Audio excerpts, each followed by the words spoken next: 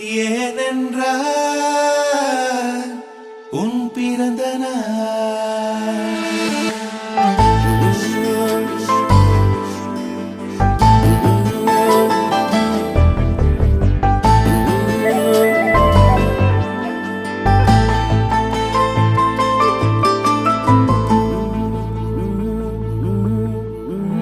உலகப் பூக்களின் வாசம் உனக்கு சிறை பிடிப்பேன். உலர்ந்த மேகத்தை கொண்டு நிலவின் கரை துடைப்பேன். ஏனென்றால்